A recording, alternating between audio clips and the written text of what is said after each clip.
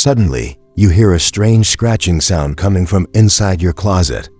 Okay, wait, that's not it. Imagine this instead.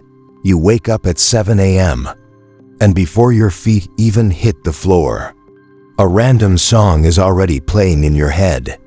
Not a song you chose. Not a song you even like. Maybe it's a jingle from a toothpaste commercial you saw 11 years ago. You didn't ask for this. You didn't press play.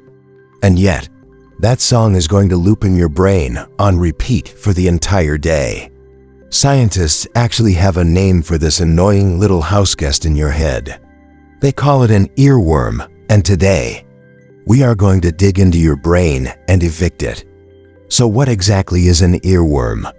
Besides being a mildly disgusting name for a song stuck in your head, scientists call it involuntary musical imagery, or INMI for short, which is just a fancy way of saying song hostage situation.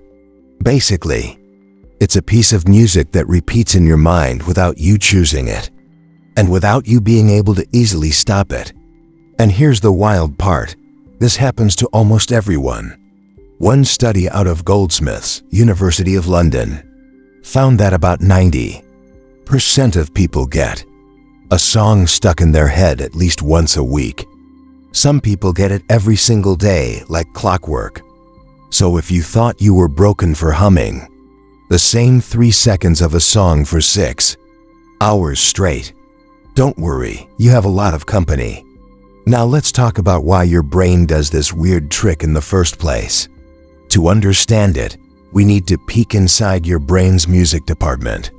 Your brain has a region called the auditory cortex, which is basically your personal radio station. It's the part that processes sound and music, and it's shockingly good at storing tiny loops of melody. Here's the key detail. Your brain doesn't usually store a whole song from start to finish. It grabs a short snippet, usually just a few seconds long, and that snippet gets stuck on a loop like a broken record. Researcher James Kelleris, a marketing professor who studied this phenomenon, called these songs cognitive itches. Basically, your brain has a mental itch, and playing the song over and over is like scratching it. But here's the annoying twist. Scratching an itch usually makes it go away. Scratching a musical itch by replaying the song in your head actually makes your brain want it more. It's like feeding a stray cat once and suddenly it's sitting on your porch every single day. So why do some songs become earworms and others don't? Turns out, catchy songs share a very specific kind of musical DNA. A 2016 study led by Kelly Yakubowski at Durham University analyzed the most common earworm songs people reported.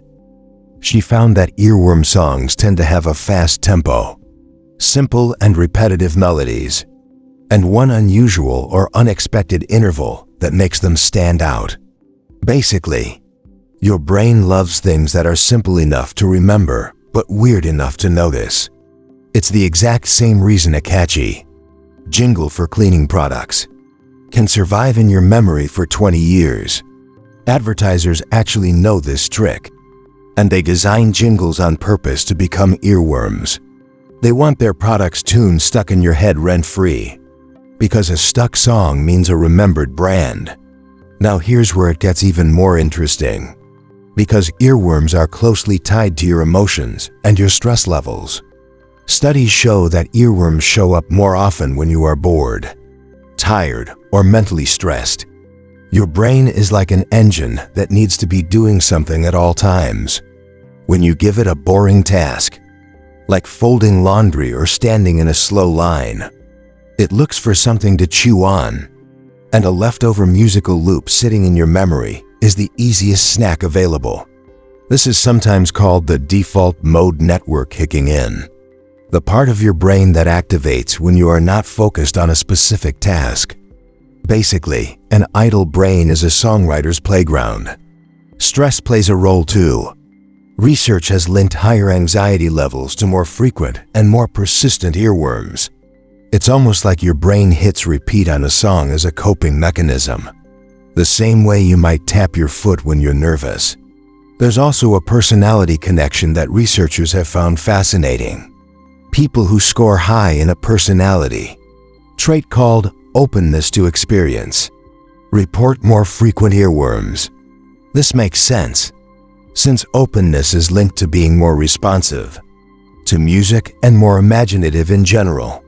So if you get earworms a lot, it might actually mean your brain is wired to be extra creative and musically sensitive. That annoying song stuck in your head might actually be a small compliment from your own brain. Now let's talk about the single best trick to actually get rid of an earworm, because I know that's why you're really here. This is called the Zeigarnik effect, named after psychologist Bluma Zeigarnik, who studied unfinished tasks back in the 1920s. She discovered that our brains remember incomplete tasks far better than completed ones.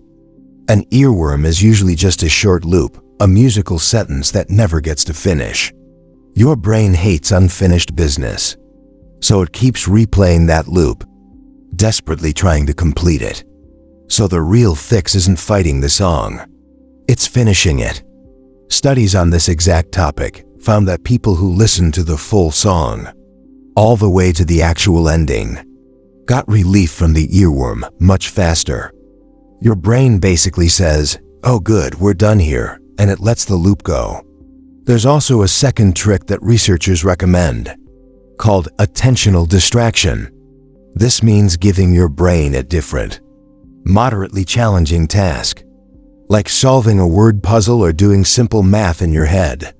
The task has to be just hard enough to grab your attention, but not so hard that you give up and your mind wanders right back to the song. Chewing gum has also been shown in some studies to help reduce earworms, because it keeps the mouth and jaw muscles busy. This matters because scientists believe your brain sometimes uses tiny movements in your vocal cords to replay the song internally. Keep those muscles busy chewing, and there's less room for your brain to silently sing the tune. So next time a song is haunting you, don't try to force it out with sheer willpower. Play the whole song, chew some gum, or do a quick puzzle, and let your brain check its own box. Now let's zoom out for a second, because earworms tell us something deeper about the human mind. Your brain is not a simple recorder that just plays back what you feed it. It's an active, hungry, pattern-seeking machine that grabs onto rhythm and repetition, because that's literally how it's built to survive. Long before music apps or radios existed, our ancestors used rhythm and repetition to remember stories, warnings, and lessons passed down for generations. A catchy rhythm was actually a survival tool, a way to make sure important information didn't get lost. So in a strange way, that annoying pop song stuck in your head is your ancient brain, doing exactly what it evolved to do. It's holding onto a pattern, just in case that pattern turns out to matter. Which means the next time some pop song won't leave your head, you can look at it differently. It's not a glitch. It's proof that your brain is alive, active, and paying attention to the world around you. Maybe the real mystery isn't why songs get stuck in our heads. Maybe the real mystery is what our brain is quietly trying to finish, remember, or protect every single time it hits replay.